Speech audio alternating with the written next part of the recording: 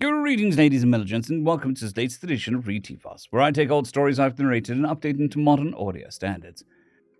This particular story is called Because Someone Had To, and has 3 supplemental chapters to the battle in the previous chapter.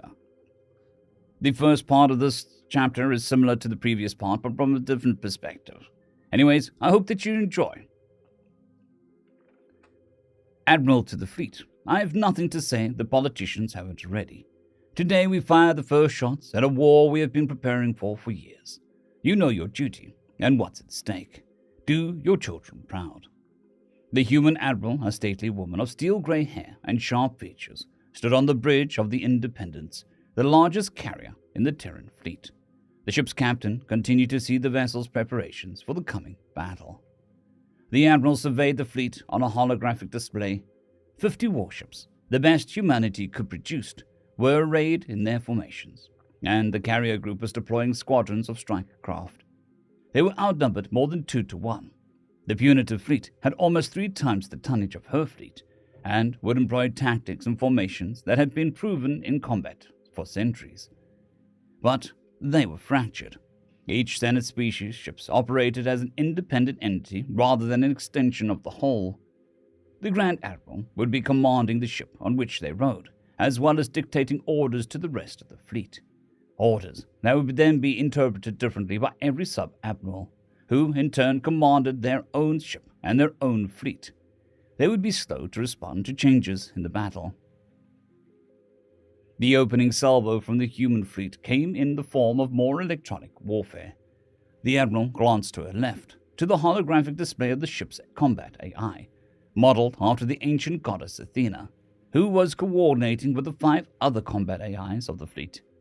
They barraged the punitive fleet with signals and false readings, actively infiltrating the communications network and wreaking havoc on their ship's ability to function coherently.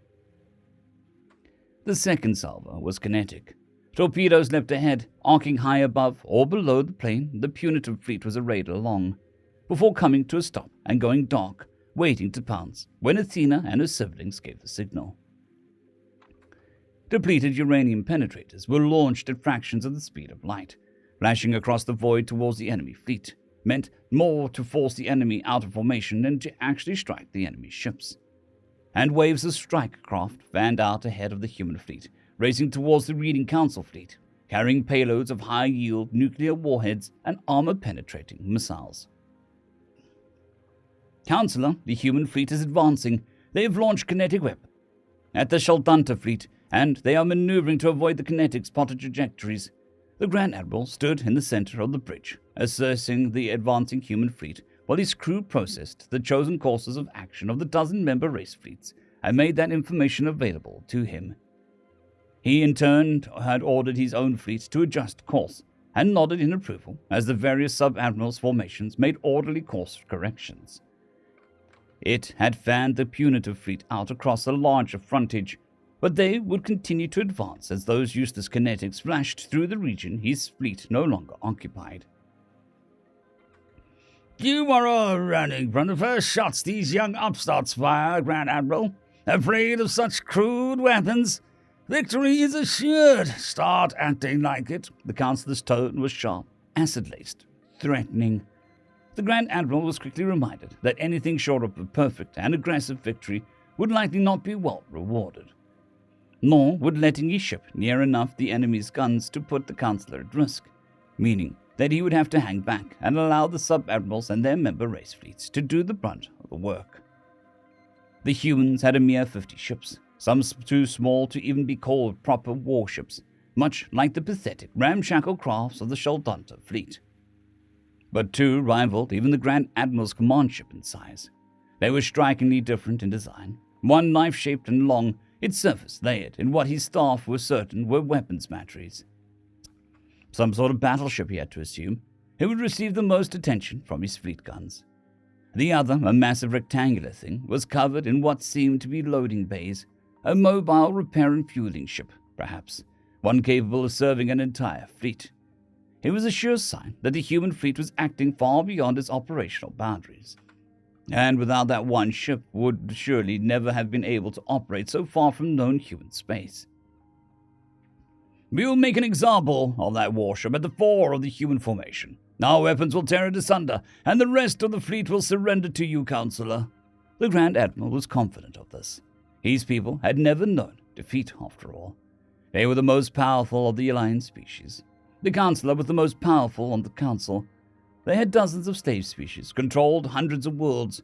The humans would soon learn the hard way the error of their cause. Of course, there was still the question of what had happened to his fleet mere minutes before the human fleet had arrived. The false reports, the fading senses, the fact that his ships had fired upon each other. Despite the strange signal that his newly appointed communications technician had found, he simply could not believe that it had been the case. Humans surely could not have had any part of it. His gaze locked on the two-dimensional display of the human fleet, which hung on a monitor above him. The enemy's fleet continued to advance at the same speed as when it had first appeared. The display tracked the kinetic projectile's advance. His crew estimated the moment his fleet would pass those useless hunks of metal, no more dangerous than a meteor to a ship that could simply move out of the way. There was a brief flicker of the image. Nothing changed. No delays, no ships out of position, no loss of information. The human fleet continued to advance. The member race fleets continued to outmaneuver the crude kinetic weapons. Inform the sub-admirals to mark the enemy's large craft for the priority target, and good hunting. Loki has infiltrated their communications networks, Admiral. He is downright giddy, ma'am. They have so many holes in their security nets because it has to be compatible with each member race's own systems to allow them to cooperate. Athena and the fleet's other 5 combat AIs reported directly to the Admiral, despite technically being housed on 6 different ships in the fleet. Athena called the battleship Georgios Averof home, while Loki's home was actually the supercarrier Hermes, although the mischievous AI was currently gallivanting about through the Alliance's communications network, laying the groundwork for this trick. 3 of the other 4 AIs were working closely with squadron commanders, directing the stealth torpedoes and coordinating squadrons of drone strike craft that worked in tandem with the human-piloted fighters and bombers. The last had yet to arrive, but wasn't far behind. Athena, in turn, was the most senior of the fleet's AI staff, and she coordinated and assisted the Admiral, acting in part as one of her own support staff.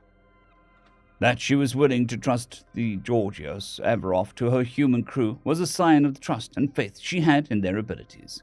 It was, after all, her home. The Admiral only smiled, her hands dancing across the 3-dimensional holographic display of both her and the enemy's fleets.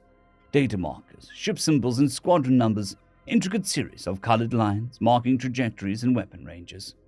Around her, her staff worked to get the finishing touches on the formations and targeting priorities for the dozens of squads of piloted craft that were now swarming ahead of the Hermes. Movement of the sub-formations of destroyers and cruisers, all meant to lure the enemy in on the Georgios Averof. Athena asked Loki to be ready to begin in 10 minutes and informed Captain Everett to ready the Georgios Averof's main cannons.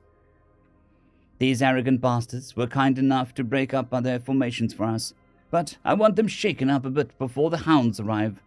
She again glanced at the powerful AI, fashioned after an ancient Greek goddess of war, and shared a smile with the holographic image.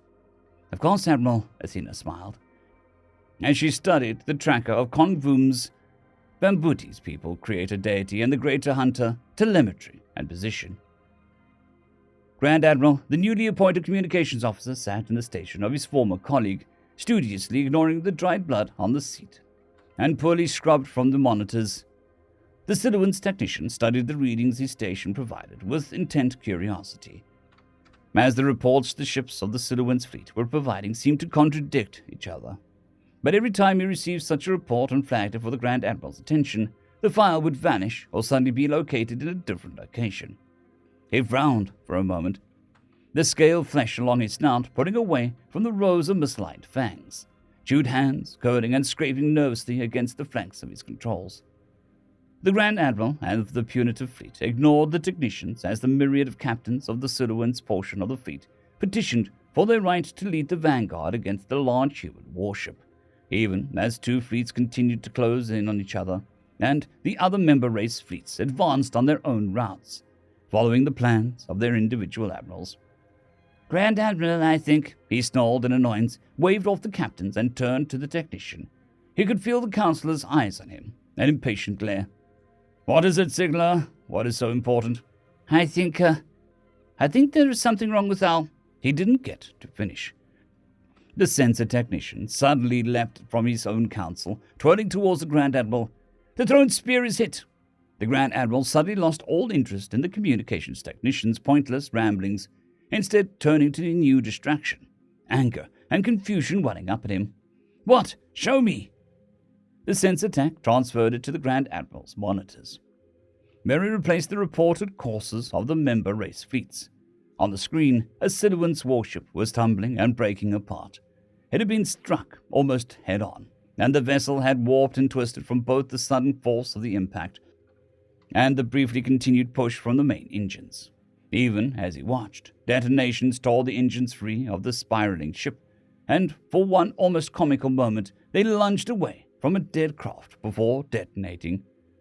"What caused this?" He turned on the sensors operator, prowling across the bridge to the suddenly nervous technician's station. "It was a large human ship, Grand Admiral. It was detected almost the same time as the thrown spear was hit."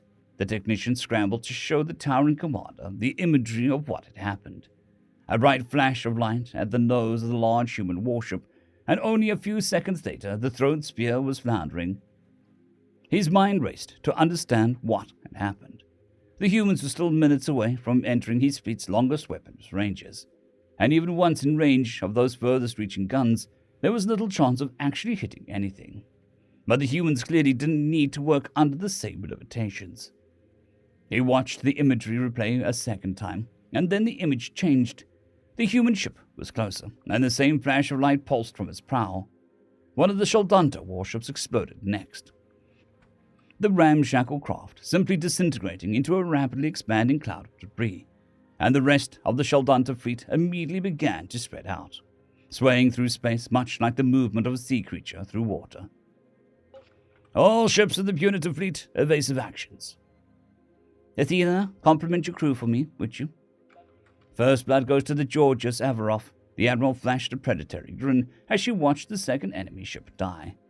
One of her staff glanced up at an old war clock mounted on the wall, then sent orders to the sub-formations to begin their next phase of movements. Naturally, although the clock itself was ancient, practically had required some modernization of its inner mechanisms, ensuring its accuracy. "Now, of course, Admiral, Loki reports he is ready to begin, and the Hound should be here shortly." Athena, AI, smiled as well. Less predatory, but coldly confident of what the outcome would be. The enemy fleet was so slow to respond, so easily infiltrated. Too many commanders, each trying to do everything themselves. They were about to learn many important lessons the hard way, she was certain. "Loki may begin, and ask him to stop changing my desktop backgrounds, would you?" First destroyer group consisted of 5 warships. They were built for speed, meant to go in close and hit hard before racing away. Skirmishers, meant to harass the enemy's center or work around their flanks. And the 5 ships were racing towards one of the enemy's many separate formations. A dozen craft belonging to one of the many member races, little more than well-treated slaves to the Council species. Captain Granger almost felt bad for them. The crews aboard those ships were simply doing what they had been taught was right. They were fighting to maintain the order of things, everything they knew and believed in. He could hate them for that, but he could pity them. They had never been shown a better way, were ignorant of the possibility of such a thing. And they wouldn't be alive to see the sort of future their children would have. It was a sobering thought, one that he had spent many hours in confessions and discussions with the ship's chaplain. But he had come to terms with it. War was a terrible thing, but sometimes violence could open the door to peace. "All hands, the Hounds are expected to arrive shortly. Nav, full speed. We need to close the distance. Ready weapons. As soon as any enemy ships can be confirmed as an F-kill, fighting kill, allow them a chance to reach any escape pods they may have, or to try and quit the battle themselves." He sat on the bridge of his ship and glanced to a screen that showed him the trajectories of the status of the other ships of the first destroyer group. A few squadrons from the Hermes had moved in to join them, and they flew in the wake of the destroyers, ready to race ahead or provide close support, depending on how the enemy responded. The enemy ships were piecemeal and haphazardly built, and some looked very old indeed, as if they had been overhauled continuously over many generations of owners. They had also been the first of the enemy formations to begin evasive maneuvers to avoid the Georgios Avarov's main guns. A sign that, at least compared to the other many commanders of the enemy's fleet, this one was a bit quicker on the uptake, but not quick enough. Convoom technically shared his AI software across multiple drone vessels. The more that were gathered in the formation, the more of them assigned to his control, the more computational power the AI had. He had never been assigned more than 3. For this battle, he had 12. Using an experimental FTL relay, his drone craft could travel almost instantaneous to aligned beacons, because, like the microsatellites that had been seeded along the edges of human space, awaiting the arrival of the enemy fleet. The Shaldunta fleet unknowingly advanced through a second cloud of those tiny satellites. They didn't know that Loki had already begun infiltrating their communications network, spreading through the enemy's fleet like a virus.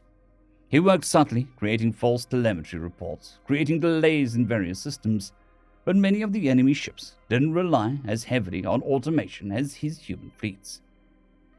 He couldn't directly influence systems that relied entirely on mortal crews to function, or that weren't directly interfaced into the communication systems. Luckily, sensors were, and sensors could be easily fooled. The flash of light and the arrival of Convoom and his hounds cast shadows of the lead Shaldunta ship's bridge crew on the back wall. Many raised their arms to shield their eyes, despite the automatic tinting of the windows to shield them from harm. They barely had a chance to process the sudden appearance of 12 impossibly sleek, tiny warships, each smaller than the Shaldunta warship. An impressive feat, considering an adult Shaldunta stood about waist height to a human adult. The 12 hounds appeared already moving at full speed and flashed past the lead Shaldunta ship to plunge into the fleet in its wake, demonstrating an ability to calculate firing solutions, load and launch payloads, and maneuver that was far outstripped anything the Shaldunta could manage. The crew of their lead ship were hardly able to process that those ships had even arrived before their shields were raked with thousands of 1-kilogram kinetic penetrators.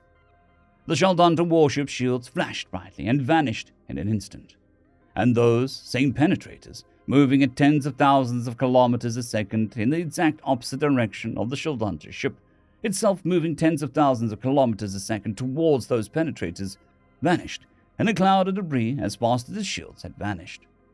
The second and third ship in the Shaldunta formation didn't fare much better. The Grand Admiral tried not to tuck his chin under the Councillor's glare, a natural reaction meant to protect one's fragile throat to a more aggressive male, and an embarrassingly cowardly feature to see in the fool tasked to lead the first punitive fleet assembled in hundreds of years. The Councillor wasn't even sure why the Grand Admiral was so worried. Certainly, he had lost a few ships already and had yet to even fire a shot in return. But the battle was early yet. Of course, should the humans prove to have any more surprises that the most experienced commander in all of Siluan's fleet could not anticipate, the fool would have reason to start thinking about hiding his throat from him. The Councillor remained in the lavish seat aboard the flagship's bridge, idly scraping dried blood from the scales of his hand or from under his claw, while the Grand Admiral delivered his report of the fleet's progress. He had nothing flattering to say to the Senate race fleets. The Senate member species had assembled fleets of their best crews and bravest commanders, all tasked to further their species' value to council races by any means necessary. Despite that, they had begun to fall apart as they neared the human fleet, slow to respond to orders, slow to maneuver and push towards the humans, slow to share their sensor data. Yet more evidence of how inferior they were, how much like foolish game animals they were.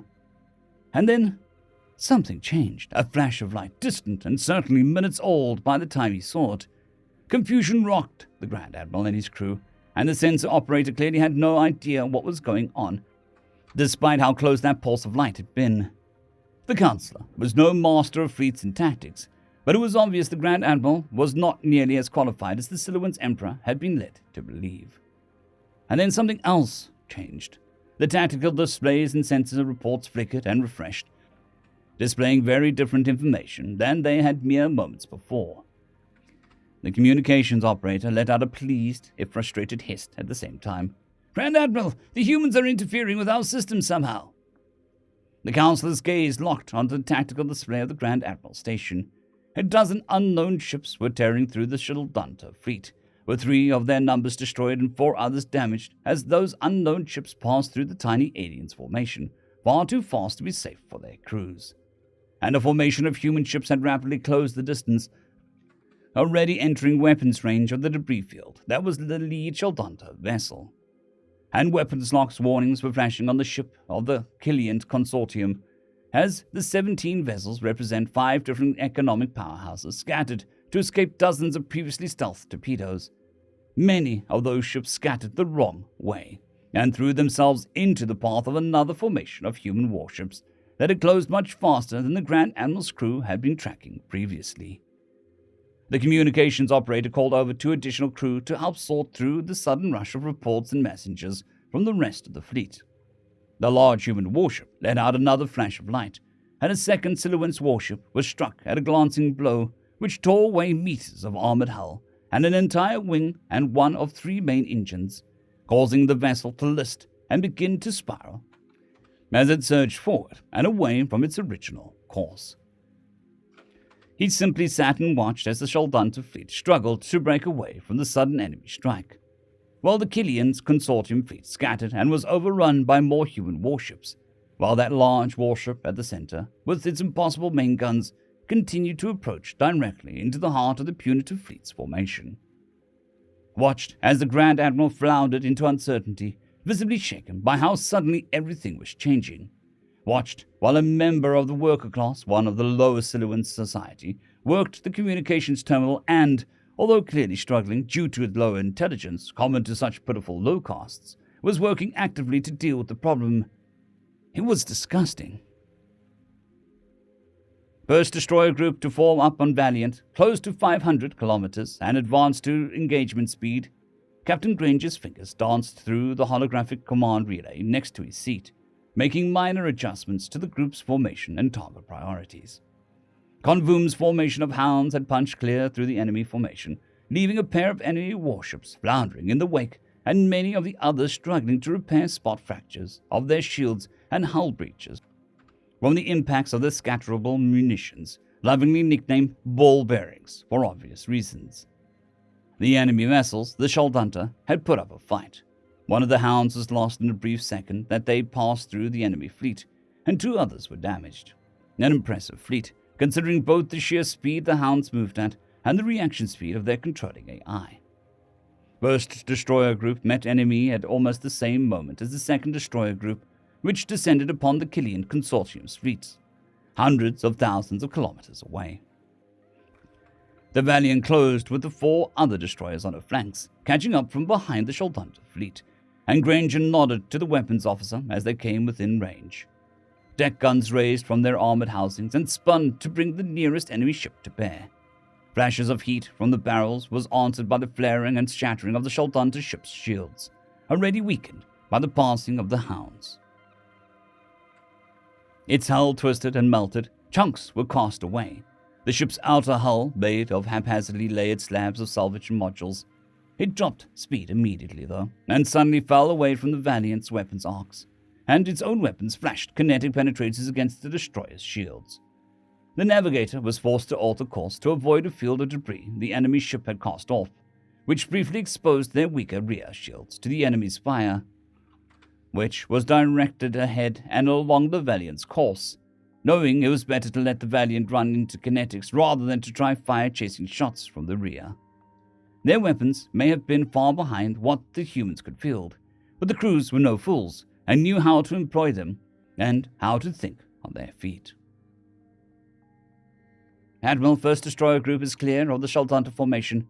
No major damage reported. 3 additional enemy ships are confirmed sunk. Athena smiled with pride as the first destroyer group raced ahead of the Shieldhunter fleet and began circling around. intent on making another pass through their formation. Convoom's hounds were racing towards the next formation in the enemy's fleet, a loose formation of bulky, heavily armored warships of the Warilia, a predator-evolved species of thick hides and bony plates, known to kill their prey by wearing them down or crushing them under their massive weight.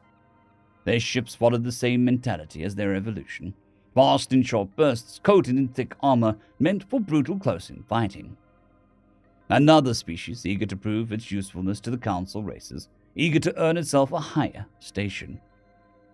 The Admiral nodded as she in turn made the finishing touches to the main fleet's formation.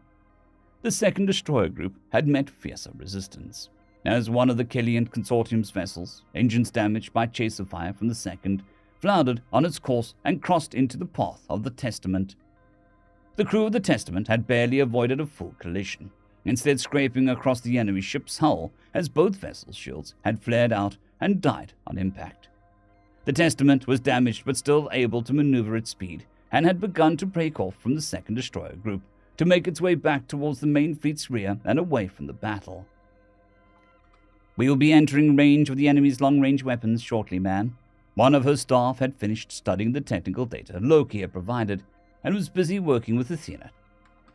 "They still outnumber them, damn it all." The Grand Admiral was growing harried with all the sudden and brief searches of information. Something was clearly wrong.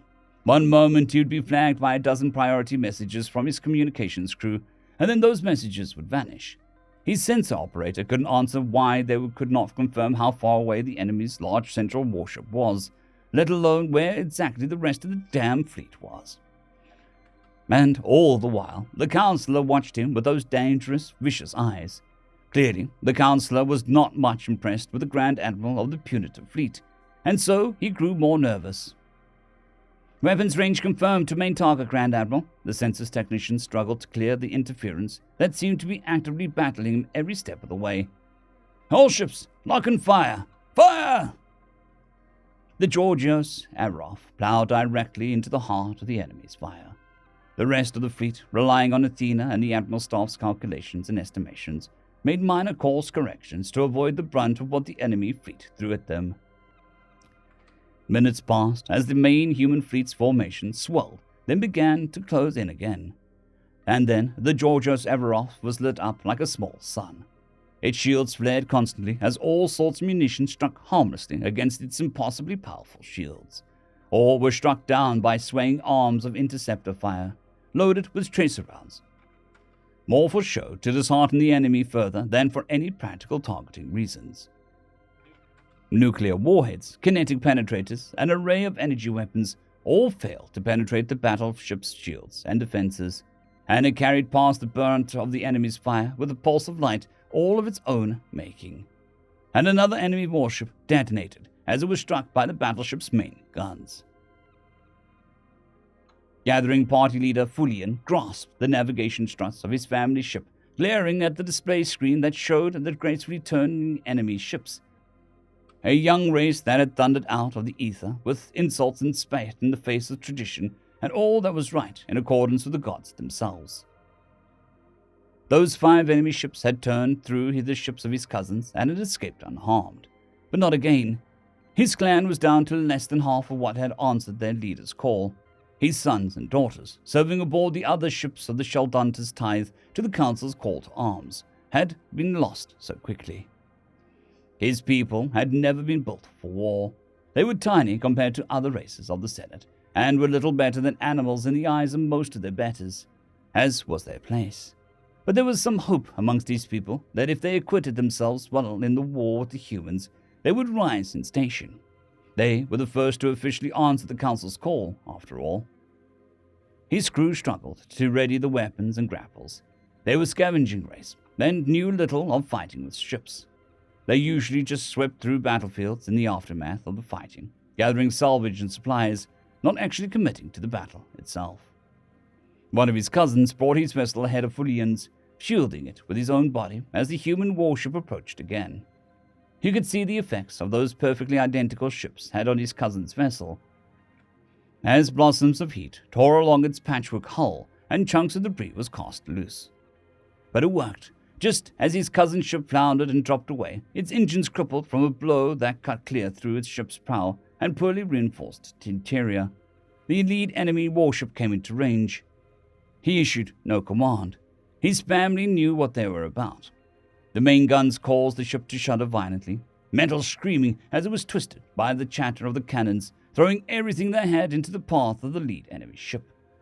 And before they came abreast, electromagnetically charged grapples were launched, drawing massive cables with them into the void of space. They punched through the enemy's shields, weakened by the main guns of his cousin's vessels and his own, and dug deep into the armored hull. They were dug in and vacuum welded themselves into the metal of the human ship. The two vessels, passing in different directions, found themselves connected by those massive cables, the spools of which locked with the moment their grapples had found purchase. Fullian knew what would happen next. His family knew. They knew there was nothing to be done but say their final prayers as those grapples were fired, knowing that their actions offered the rest of their people a chance for a better future, perhaps not as slaves, food, or entertainment for the council races. Captain Granger watched as the lead Shaldunter ship had broken apart. It had refused to break off, instead shielding the next ship in their formation with its own quickly shattered hull. The Valiant shields flared constantly as they impacted the lead ship's shots and debris field, and began to collapse as they met the second enemy vessel's fire. The rest of the first destroyer group held the same formation as during the first pass, and the Shaldunter fleet would be run between three columns of destroyers, and likely torn to shreds in the process. The fools refused to surrender, refused to abandon ship. It was a terrible impact. All hands brace. He was just beginning to turn to look at the sensor operator, who had detected what was about to happen seconds too late. The grapples, launched by the second Shaldunter, punched through their weakened shields, dug into the hull of the Valiant, and the cables pulled tight. The Valiant was jerked off course too sharply for the inertial dampness to compensate. It spun hard to port as the second Shaldunter ship, to which they were connected, fired its engines at full power. The two vessels spun and broke apart, huge chunks of their hulls torn open to vent atmosphere and expose their crews to the vacuum of space. Not that any on either ship were alive to worry about it. End of chapter.